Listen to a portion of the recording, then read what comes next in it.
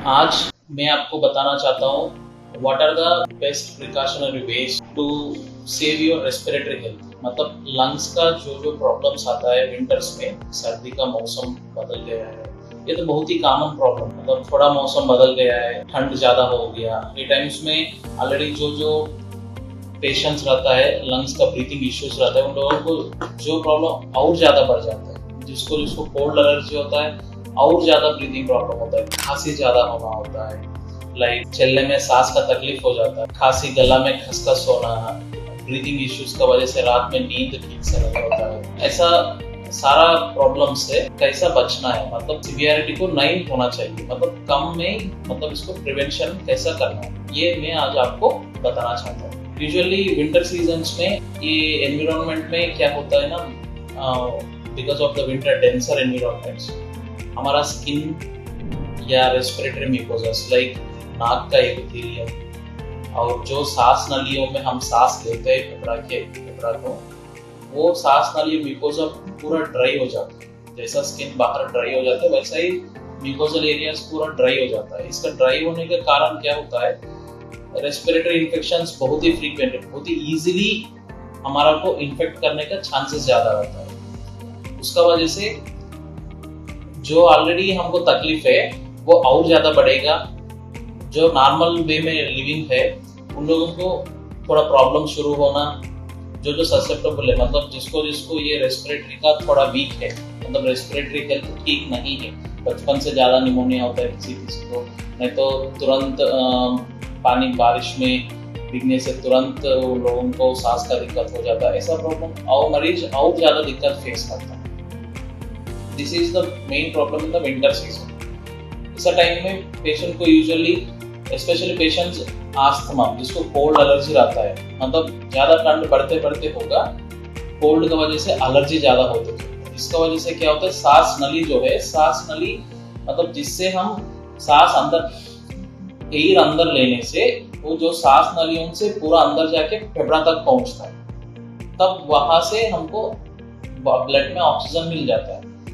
लेकिन इसमें सांस नली क्या होता है, वो सिक्योर हो जाता है, मतलब नैरो हो जाता है, मतलब बिकॉज ऑफ द नैरोइंग वो ब्रीथिंग लेने में पेशेंट को बहुत दिक्कत हो जाता है, स्पेशली रात का टाइम, अर्ली मॉर्निंग्स। और सांस ऐसा वैसा लेकर ही पेशेंट को छींक ज्यादा आना शुरू होता है, गला में खसखस, थ्रोट पूरा इरिटेशन, कोई कोई मतलब बात करने में भी दिक्कत हो जाता है, मतलब थ्रोट में पूरा दर्द हो जाता है, पूरा हेडेक हो जाता है। हेडेक जैसा अर्ली मॉर्निंग उठते उठते हेडेक होना, इवनिंग टाइम्स में ज्यादा हेडेक होना, और नाक में सराउंडिंग एरियाज में पूरा साइनस भी इन्फ्लेमेशन हो जाता है, इसको बहुत साइनसाइटिस। साथ में इसमें बैक्टीरियल इन्फेक्शन, वायरल इन्फेक्शन, बहुत कई रीजंस हो जाता है। This is what cold allergy. Cold allergy साथ में इसको किसी को कुछ फूड चीजों की वजह से भी एलर्जी होता है। Dhanbad is like highly mining area, in this mining area वैसा ही डस्ट ज्यादा रहता है, लाइक इन एनी प्लेस, इधर और थोड़ा डस्ट ज्यादा रहता है। ये डस्ट का वजह से ये डेंसर कोल्ड एनवायरनमेंट में जो डस्ट पार्टिकल्स नॉर्मली जितना टाइम हवा में रहेगा वो और एक्स्ट्रा टाइम ज्यादा टाइम डेंस होके हवा में रह जाता है, इसको स्मॉग बोलते हैं। ये इसका वजह से और ज्यादा पेशेंट को प्रॉब्लम हो जाता है। इसको बचने के लिए यूजुअली पेशेंट को मास्क यूज करना पड़ता है, अर्ली मॉर्निंग मास्क यूज करना, और अर्ली मॉर्निंग ज्यादा एक्स्ट्रा टाइम, अर्ली मॉर्निंग सुबह सुबह उठ के एनवायरनमेंट में वॉकिंग जाना, ये थोड़ा बंद करना पड़ेगा। फिर अगर जाना है तो मास्क पे जाना है, ठंड को अवॉइड करना पड़ता है। ये यूजुअली इसका एलर्जिक राइनाइटिस, साइनसाइटिस, फेरिंजाइटिस, अंदर जाके ब्रोंकाइटिस और निमोनिया, ये सारा रीजन इसका सांस का दिक्कत के लिए चांसेस। कोई स्मोकिंग करता है, ये स्मोकिंग का वजह से ये ठंड में ऑलरेडी इसको प्रॉब्लम होता है, प्लस उसका साथ स्मोकिंग करना, ये इज नॉट गुड। दोनों मतलब पेशेंट को और ज्यादा दिक्कत कर देता है। इसके लक्षण वैसा होता है, पेशेंट को खांसी होता है, सूखा खांसी होता है, गला से वैसा आ जाता है ना, मतलब हमेशा खांसी होना शुरू हो जाता है। साथ में उसमें वायरल इन्फेक्शन भी होने का चांसेस है, एक खांसी होना और सांस का दिक्कत तो पूरा दिन में, like most of the times early morning रात में बहुत ही ज्यादा सांस का दिक्कत और छाती दर्द, खांसी कर करके छाती में दर्द हो जाता है, और गला में किचकिच और नाक से पानी गिरता है और आंख लाल लाल हो जाना, ऐसा एलर्जी का बहुत प्रॉब्लम हो जाता है। इसका अवॉइडेंस में हम बेस्ट है पहले, अगर ऑलरेडी हमको दिक्कत है,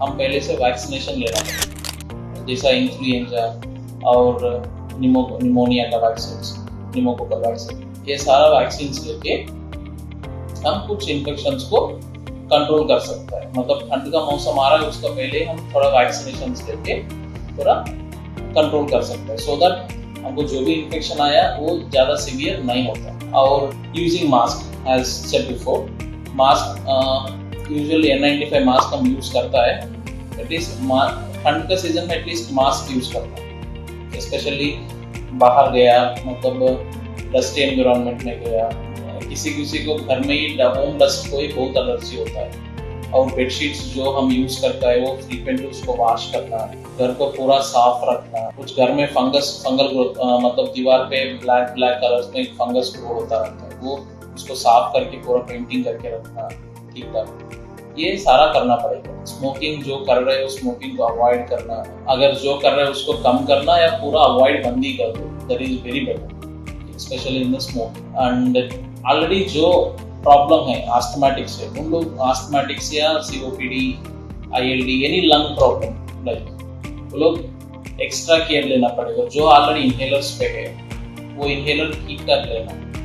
कुछ इनहेलर कभी मतलब आज लेके मतलब 2-3 दिन के बाद आउट होगा, जब तकलीफ होगा तभी लेता है, ये वैसा लेने से और बीमारी बढ़ जाता है। मतलब रेगुलरली इनहेलर लेना, जैसा आपका डॉक्टर आपको प्रिस्क्राइब किया है वही तरीका में इनहेलर लेना पड़ेगा। नहीं तो जो डोज कम लेना है, अगर ज़्यादा प्रॉब्लम हो जा रहा है तुरंत उसको डॉक्टर को विजिट करके उसका डोज बढ़ाना है।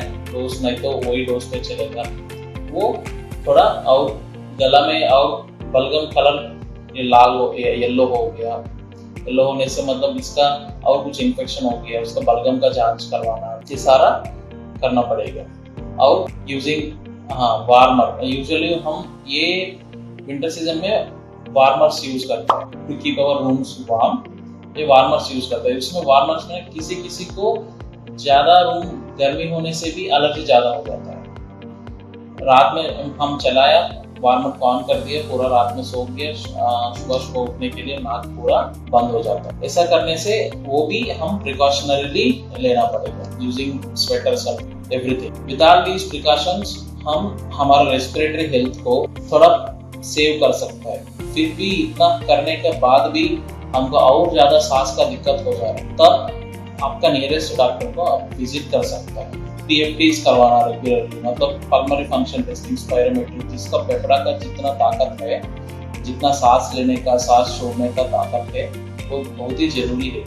वो हिसाब से ही आपका दवा का डोज डिसाइड हो जाता है, ठीक है।